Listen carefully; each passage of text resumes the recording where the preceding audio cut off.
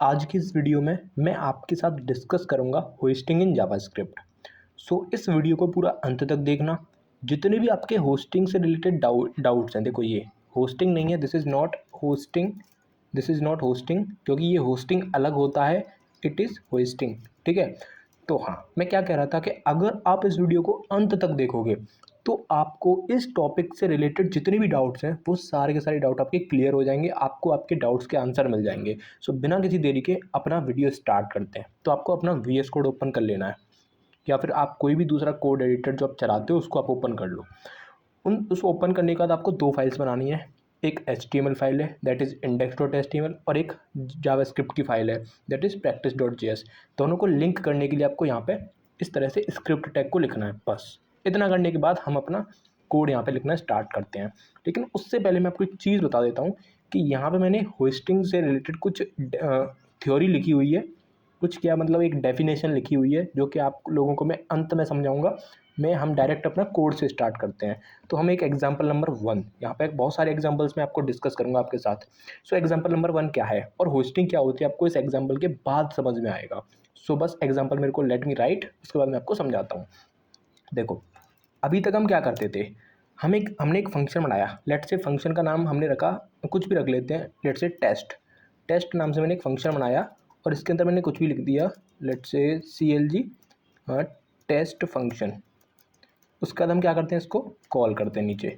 जब मैं इसको कॉल करूँगा और अपना लाइव सर्वर स्टार्ट करूँगा तो आपको पता है, आपको क्या दिखाएगा, यहाँ पे टेस्ट फंक्शन दिख रहा है।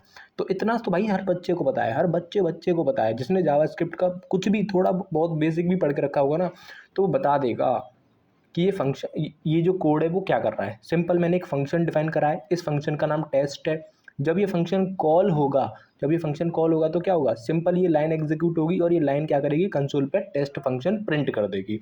ओके, तो ये तो हम अब तक करते ही आ रहे थे। होस्टिंग क्या है इसमें, क्या होगा अगर मैं डेफिनेशन से पहले कॉलिंग कर दूं। अब ध्यान से सुनना, मैं यहाँ पे क्या कर रहा हूँ, मैं फंक्शन को कॉल तो पहले कर रहा हूँ और डिफाइन मैं बाद में कर रहा हूँ। तो क्या कभी ऐसा हो सकता है, वो लोग जिन्होंने C लैंग्वेज पढ़ी होगी या पाइथन लैंग्वेज पढ़ी होगी तो उनको पता है कि हमेशा हमें पहले फंक्शन डिफाइन करना होता है, उसके बाद हमें उस फंक्शन को कॉल करना होता है। लेकिन जावास्क्रिप्ट पता है क्या कहती है आपसे, भाई सुनो, आप जो है ना फंक्शन को बाद में डिफाइन कर सकते हो, कोई दिक्कत नहीं, आप पहले कॉल कर सकते हो। यही यहाँ पे लिखा हुआ है, hoisting is a JavaScript mechanism. Hosting JavaScript का वो मैकेनिज्म है जहाँ पे जितने भी वेरिएबल्स हैं, वेरिएबल के बारे में हम बाद में डिस्कस करेंगे, पहले हम फंक्शन के बारे में डिस्कस कर लेते हैं। तो hoisting is a JavaScript mechanism where function declaration मतलब ये जो फंक्शन की डेफिनेशन है, this is called function declaration, are moved to top of their scope before code execution. मतलब क्या हुआ होगा, जब आपने इस फाइल को रन करा, जब आपने अपने इस कोड को रन किया, तो बिहाइंड द सीन क्या हो रहा होगा, बिहाइंड द सीन क्या क्या हो रहा होगा, ठीक है, बिहाइंड द सीन क्या हुआ होगा, जावास्क्रिप्ट ने देखा कि जो कॉलिंग है वो आपने पहले करके रखी है और जो डिक्लेरेशन है वो आपने बाद में करके रखी है। तो वो कहेगी कोई बात नहीं, मैं इसको सही कर देती हूँ। तो बिहाइंड द सीन वो क्या करेगा, जो जावास्क्रिप्ट है वो इसको पहले तो डेफिनेशन को लेके आएगा एंड देन वो टेस्ट को क्या करेगा, बाद में कर देगा यहाँ पे। तो वो क्या करेगा, टेस्ट को बाद में कॉल कर देगा। तो आपका कोड जो है कुछ इस तरह से कन्वर्ट कर दिया जाएगा। और इसको कौन कन्वर्ट करेगा, जावास्क्रिप्ट कन्वर्ट करेगी। तो आपने तो क्या करा, कॉलिंग पहले कर दी और डिक्लेरेशन बाद में कर दी। तो होस्टिंग क्या करता है, एक मैकेनिज्म है जहाँ पर जो फंक्शन डिक्लेरेशन है उसको टॉप में मूव कर दिया जाएगा। तो यहाँ पे ये फंक्शन डिक्लेरेशन थी, इसको top of this file move कर दिया जाएगा। ठीक है, अभी हमें क्या करना है, इस कोड को बस रन करके देखना है कि ये काम कर रहा है कि नहीं कर रहा। तो ऑब्वियस सी बात है, काम करेगा बिकॉज ऑफ होस्टिंग। देखो अभी भी हमें क्या दिखाई दे रहा है यहाँ पे, टेस्ट फंक्शन। तो आपको समझ में आया होगा, बाकी की लैंग्वेजेस की तरह नहीं है यहाँ पे। ये जावास्क्रिप्ट जो है वो क्या आपको एक होस्टिंग प्रोवाइड करता है, होस्टिंग मैकेनिज्म है जावास्क्रिप्ट के पास, जिसकी हेल्प से आप क्या कर सकते हो, डिक्लेरेशन बाद में कर सकते हो, कॉलिंग पहले कर सकते हो। This is all about hoisting. ठीक है, तो ये था हमारा example number 1। Behind the scene ये कोड कुछ इस तरह से कन्वर्ट हो जाएगा। ठीक है, तो ये था आपका एग्जाम्पल नंबर 1। अब बात करते हैं एग्जाम्पल नंबर 2 की। ठीक है, एग्जाम्पल नंबर 2 की बात करते हैं। एग्जाम्पल नंबर 2 में मैं क्या करूँगा, मैं इस बार फंक्शन नहीं बनाऊंगा, इस बार मैं फंक्शन एक्सप्रेशन बनाऊंगा। तो आपको पता है क्या होता है फंक्शन एक्सप्रेशन। मैं यहाँ पे पहले इसको कॉपी कर लेता हूँ और इसको कमेंट कर देता हूँ ताकि ये बार बार रन ना हो।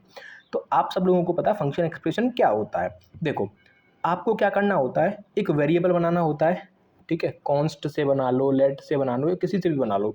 तो कॉन्स्ट टी नाम से मैंने एक वेरिएबल बनाया। टी नाम से जो मैंने वेरिएबल बनाया है, इस वेरिएबल के अंदर मैंने कोई इंटीजर या फिर मैंने कोई स्ट्रिंग असाइन नहीं की है, मैंने फंक्शन, जिंदा फंक्शन असाइन कर दिया। तो टी नाम के वेरिएबल के अंदर मैंने ये पूरा का पूरा फंक्शन असाइन कर दिया। अब मैं क्या करूँगा, इस टी को कॉल करूँगा तो ये फंक्शन कॉल हो जाएगा। लेकिन क्या वाकई में ये जो होस्टिंग है वो यहाँ पर भी एप्लीकेबल होगी? फंक्शंस के साथ तो एप्लीकेबल है, आप फंक्शन को पहले कॉल कर सकते हो, बाद में डिक्लेयर कर सकते हो, लेकिन क्या ये फंक्शन एक्सप्रेशन के साथ भी वैलिड है? तो देखते हैं आउटपुट में क्या आता है। तो यहाँ पे क्या कह रहा है, can not access T before initialisation. इसका मतलब ये हुआ कि होस्टिंग जो है वो आपकी एप्लीकेबल नहीं है, वो आपकी काम नहीं करती किसके साथ, फंक्शन एक्सप्रेशन के साथ।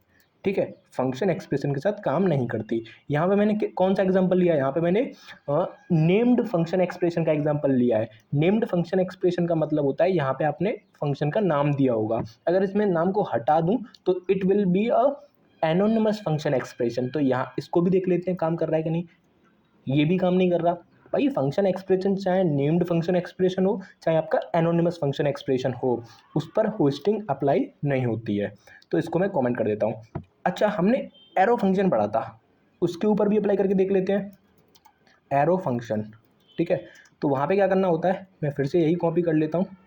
कॉपी करने के बाद इस बार मैं क्या करूँगा, फिर से वही टी नाम से एक वेरिएबल डिक्लेयर करेंगे, इसके अंदर एक फंक्शन असाइन कर देंगे। लेकिन ये वाला फंक्शन नहीं, हम असाइन करेंगे एरो फंक्शन।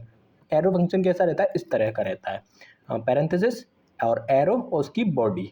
तो अभी इसको देखते हैं क्या ये काम करेगा, क्या ये काम करेगा। तो देखो ये भी काम नहीं करेगा। अब देखो यहाँ पे can not access T before initialisation, तो ये भी आपको एरर दे रहा है। इसका मतलब क्या है कि आपको ये डेफिनेशन ऊपर लिखनी पड़ेगी और कॉलिंग नीचे लिखनी पड़ेगी, तो आपका ये काम करेगा।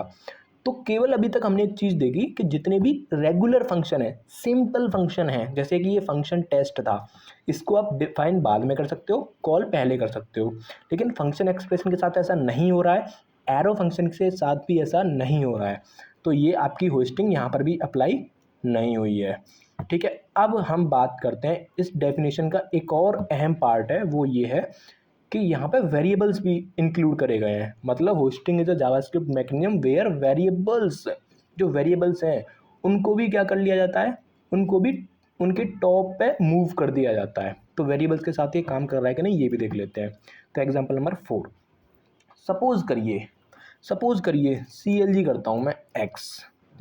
अब आप लोग कहोगे भाई तूने ये वेरिएबल कहीं डिक्लेयर तो किया नहीं है, तो इसको कंसोल कैसे कर सकता है। बिल्कुल सही कह रहे हो, यही आपको एरर मिलने वाला है, एक्स इज़ नॉट डिफाइंड। तो बस आप भाई आप तो होशियार हो गए, आपने मेरा कोर्स देखा और आप होशियार हो गए। भाई मजाक कर रहा हूँ, आप अपनी मेहनत से होशियार हुए हो। ठीक है, तो यहाँ पे क्या हो रहा है कि मैंने console.log x किया, इसका मतलब ये है कि x हमने डिफाइन नहीं किया, तो ऑब्वियसली बात है हमें एक एरर मिलेगा। लेकिन अगर मैं ये करूँ तो क्या होगा, वेर एक्स, अब तो मैंने डिफाइन कर दिया ना, तो अब क्या मिलेगा मुझे, अब मेरे को मिलेगा अनडिफाइंड। आप सब लोगों को पता है क्यों मिल रहा है, ऐसा इसलिए हो रहा है क्योंकि जब आप एक वेरिएबल केवल डिक्लेयर करते हो और उसको इनिशियलाइज नहीं करते हो, तो बाय डिफ़ॉल्ट उसके अंदर अनडिफाइंड चला जाता है, जिसकी वजह से आपको यहाँ पे अनडिफाइंड मिल रहा है।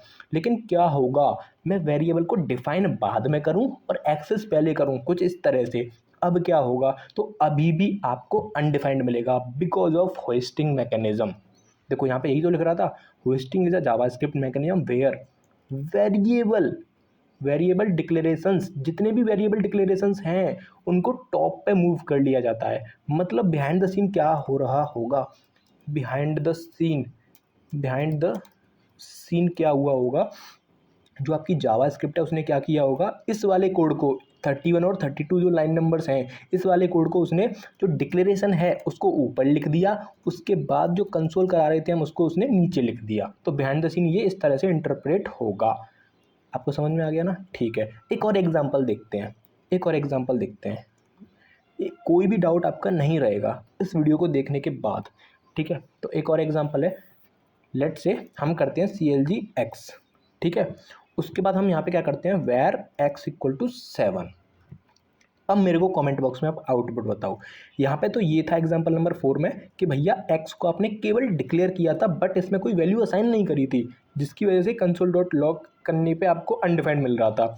अब तो हमने क्या करा है, हमने एक्स को भले ही बाद में डिफाइन करा हो लेकिन इसके अंदर वैल्यू तो डाली है ना, तो होस्टिंग के बाद ये क्या हो जाएगा, ऊपर चला जाएगा। आप लोग ऐसा सोच रहे होगे, आप लोग कुछ ऐसा सोच रहे होगे ना, बिहाइंड द सीन आप ऐसा सोच रहे होगे कि जो वेर एक्स है वो ऊपर चला जाएगा कुछ इस तरह से, और उसके बाद आपका सी एल जी एक्स होगा, control Z C L G X होगा।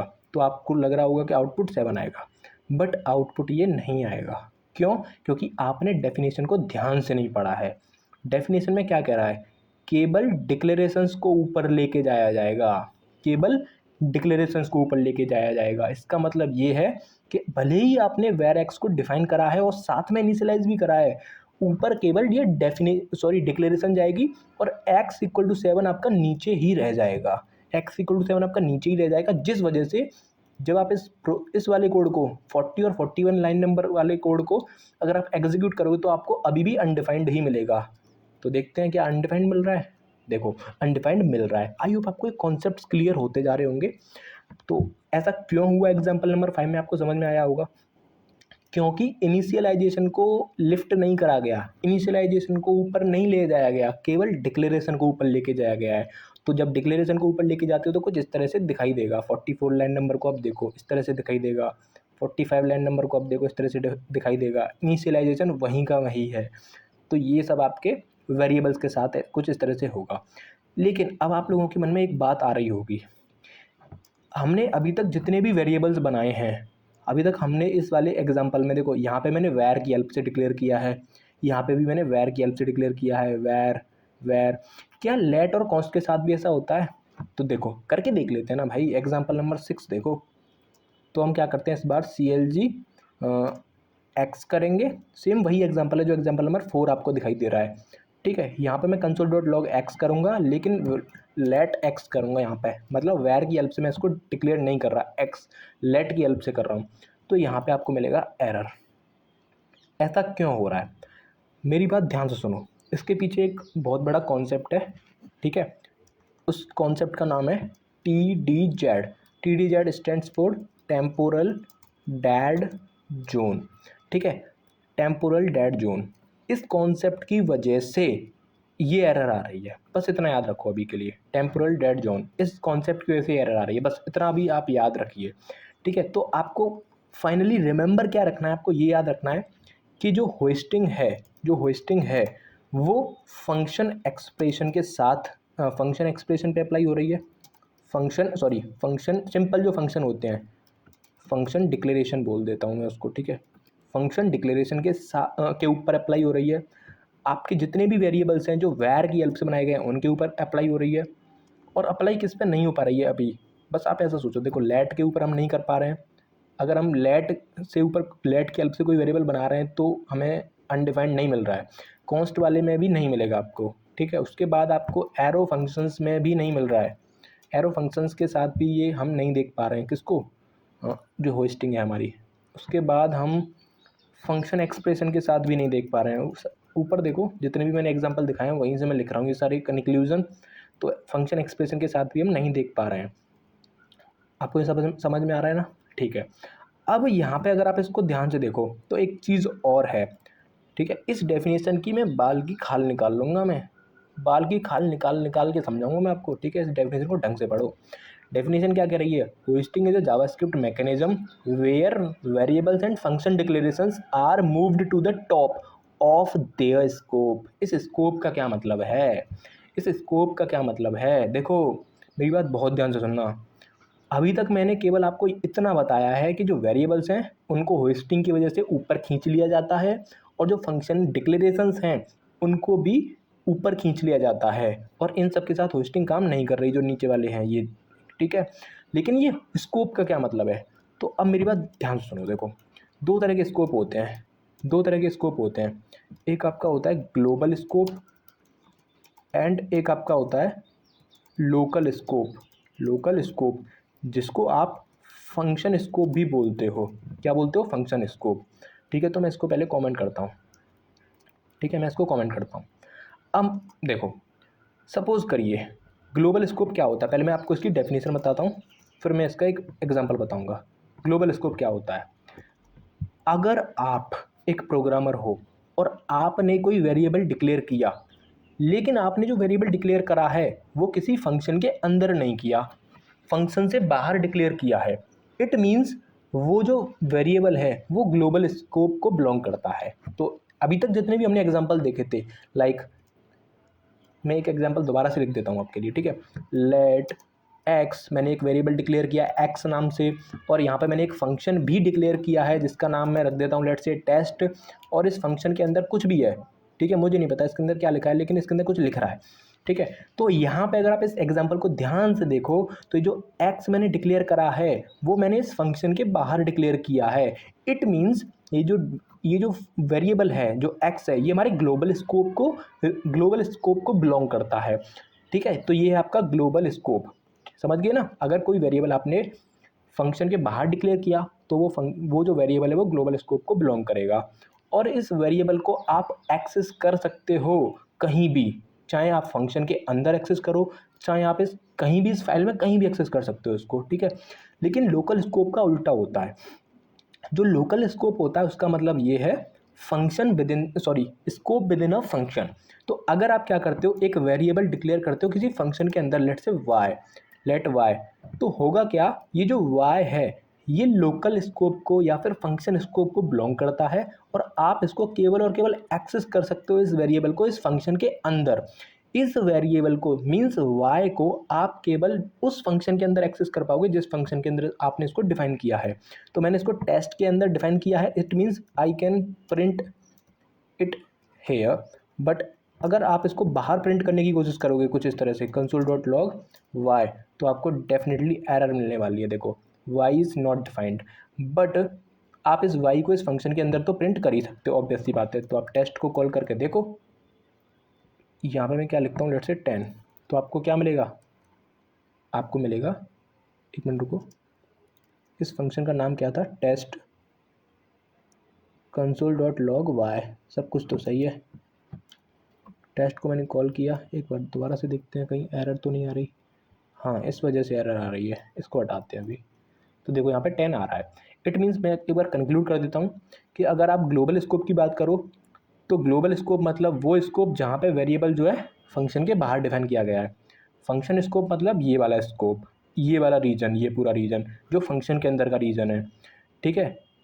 जो ग्लोबल स्कोप के अंदर वेरिएबल्स होते हैं आप उनको फंक्शन के अंदर भी एक्सेस कर सकते हो और फंक्शन के बाहर भी एक्सेस कर सकते हो, बट जो लोकल स्कोप वाले वेरिएबल्स होते हैं आप केवल उनको फंक्शंस के अंदर ही, मतलब इस फंक्शन के अंदर ही आप वाई को एक्सेस कर पाओगे, बाहर एक्सेस नहीं कर पाओगे।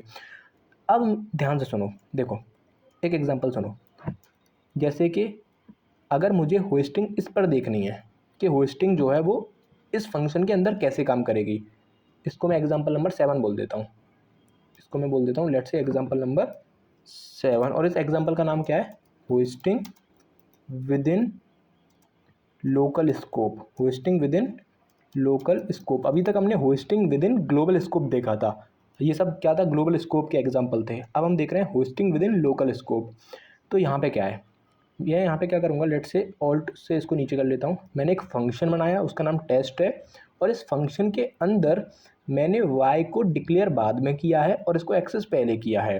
तो क्या होगा, क्या जो होस्टिंग है वो हमारी इस फंक्शन के अंदर भी काम करेगी, हाँ करेगी। देखो अनडिफाइंड आपको मिल जाएगा, बट यहाँ मैंने लेट से किया है तो मैं इसको वैर से करूँगा, क्योंकि लेट और कॉन्स्ट के साथ तो काम नहीं कर पा रहा ना, तो वैर से करूँगा। तो देखते हैं आपको अनडिफाइंड मिल रहा है। इसका मतलब ये है कि इस कोड को बिहाइंड द सीन कैसे कन्वर्ट कर दिया गया होगा, कुछ इस तरह से y को ऊपर लिख दिया गया होगा, उसके बाद console.log y किया गया होगा, उसके बाद जो आपका इनिशियलाइजेशन था वो नीचे का नीचे ही रहेगा, ठीक है।